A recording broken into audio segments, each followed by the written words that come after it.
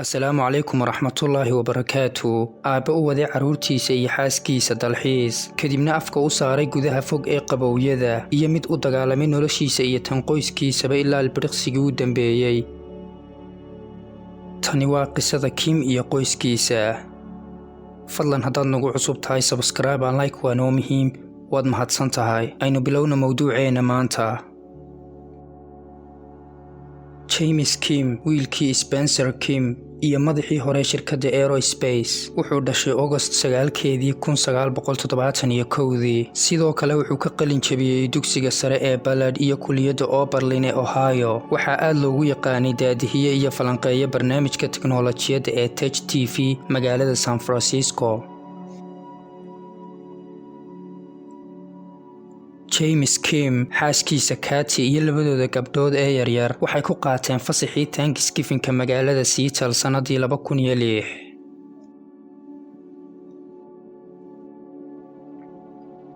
Sabtidii Noofembar 25keedii iyagoo ka tegay Portland kuna sii jeeday goob loo dalxiis tago oo lagu magacaabo Tutu Town Lodge. Kadib waxay halkaasi ku qaateen maalin wanaagsan oo dalxiiskooda ah. Intaasi kadib markii la gaadhay xilligii ay noqon lahaayeen, Kim ayaa sida cad doortay waddo khaldan isagoo isticmaalaya khariirad weyn, iyadoo halkii ay ahayd inuu u dhaqaaqo dhanka bixitaanka. Taa cagsigeeda waxay doorteen waddo labaad oo ku teedsan Beer Camp Road, iyagoo dul maray seera duurjoogta lagu ilaaliyo oo halkaas ahaa, una sii jeeday dhinaca fog ee koonfur galbeed Oregon. Kadib waxay la kulmeen baraf xoog leh gudaha buuraleyda waddada Beer Camp. Dabcan markan ayaanay ahayd markay dareemeen inay lumeen, iyagoo go'aansaday inay dib ugu noqdaan mid ka mid ah waddooyinka rafka ah, taasi oo uu kormeero xafiiska maaraynta dhulka. Sidoo kale markanna waxay qaadeen waddo khaldan. Iridda waddada ayaa loogu talagalay inay xidhnaato, dabcan si looga hortago in si khaldan loo maro xilliyada barafka. Laakiin nasiib darro markan way furnayd, iyadoo lagu sheegay sababta in ay kooxo qaswadayaal ah albaabkii ka gooyeen qufulkii. Waxay gudaha u sii galeen dhanka barafleyda iyagoo jaray 23 mayl. Habeennimadii 26kii Noofembar, qoyska ayaa joogsaday abbaara 1dii habeenimo sababo daal iyo cimilada oo xumay darteed, dabcan iyagoo xaqiiqsaday inay gudaha u galeen samhariire qabow.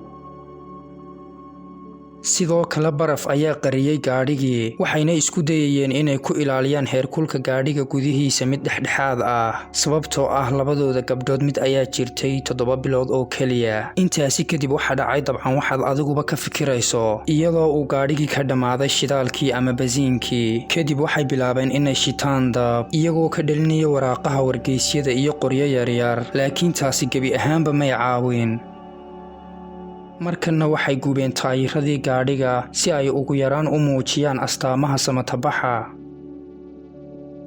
Dadaalada samatabixintu waxay bilaabmeen wax yar kadib 30kii Noofembar, iyagoo shaqaalihii Kim ay u gudbiyeen warbixinta dadka maqan waaxda booliiska ee San Francisco. Markanna waxaa bilaabmay baadhitaano xoog leh oo ay qayb ka yihiin kooxaha samatabixinta iyo in ka badan 80 mutadawiciin rayid ah. Sidoo kale James Kim aabihii ayaa soo kiraystay dhowr helikobtar oo maxalli ah, iyagoo isugu geeyay dadaaladoodii oo dhan hareeraha waddooyinka waaweyn, laakiin dabcan waxba may helin. December 2deedii, James Kim wuxuu ka tegay qoyskiisa si uu u raadiyo wuxuun ah caawin, isagoo rumaysnaa in magaalada ugu dhowi ugu yaraan u jirto 4 mayl. Wuxuuna u ballanqaaday xaaskiisii inuu maalintaasi dib ugu soo laaban doono haddii uu ku guuldaraysto inuu helo cid, laakiinse ma aanu soo laaban maalintaas iyo wakhti ka dambeeyeyba.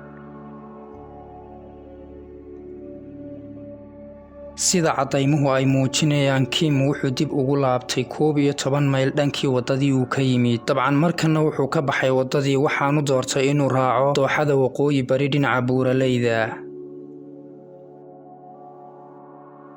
Inkasta oo ay qoyska Kim haysteen telefoon gacanta ah, laakiin goobta ay ku xayirnaayeen ma lahayn wax khad anteena ah. Markay xaaladdu halkaasi maraysay, 2 injineer oo ka tirsan shirkadda Edge Wireless ayaa la xiriiray kooxaha samatabixinta si ay gacan uga siiyaan baadhitaanada.